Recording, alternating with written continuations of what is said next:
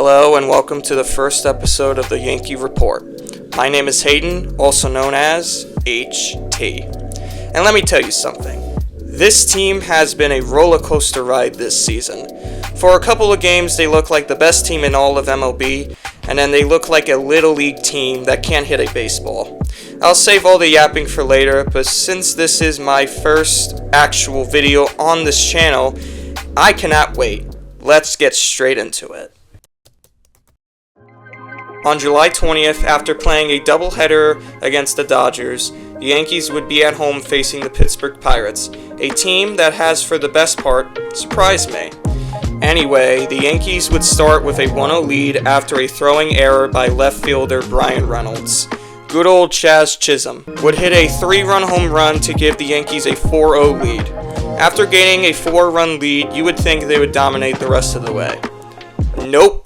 The Pirates would go on a scoring spree with Jared Turlito getting a 2 RBI ground rule double to cut the lead in half. Another run would score, and then Esmeralyn Valdez would hit a 2-run home run to give Pittsburgh a 5-4 lead. And you want to know who was pitching in this game?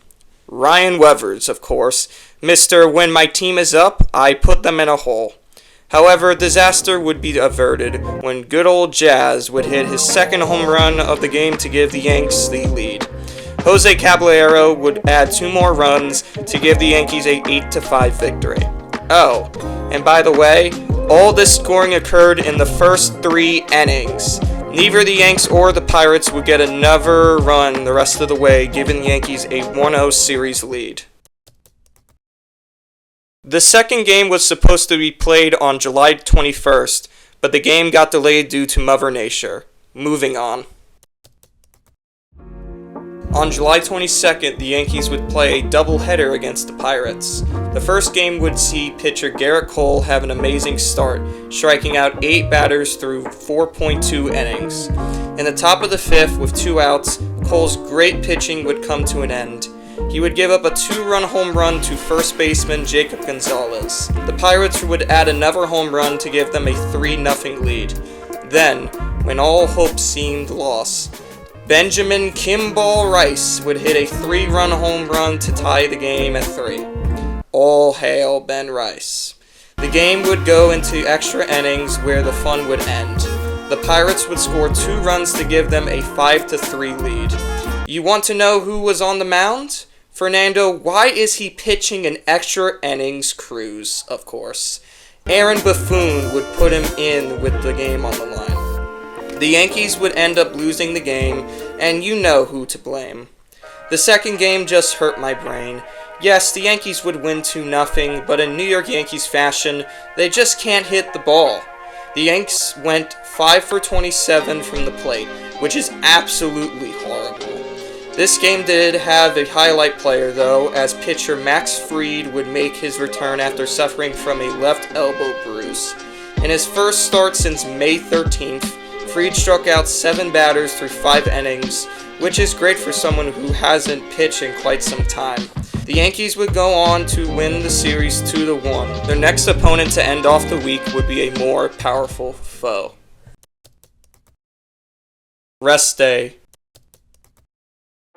On July 24th, the Yankees would be on the road to face the Philadelphia Phillies in a 3-game series. Even though Philadelphia had a rough start to the season, they have gotten better and are in a wildcard spot. This game would only see 1 run, and it came from Yankees first baseman Paul Goldschmidt in the top of the 4th. Neither team would be in a hitting stride, as both teams struggled the entire game.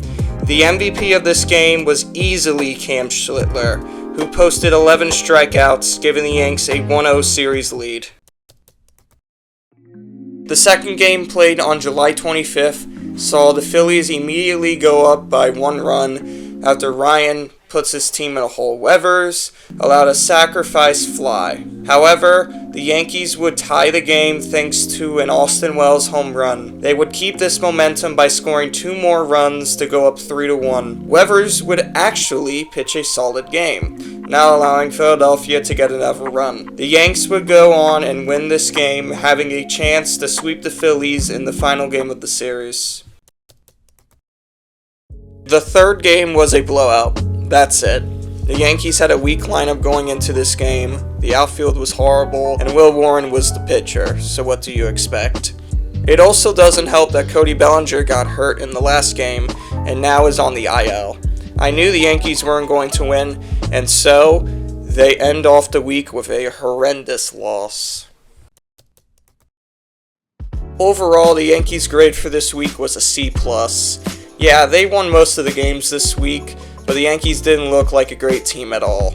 Especially Ben Rice, who had only 4 hits this week. The pitching was mixed, especially the relievers who were horrible.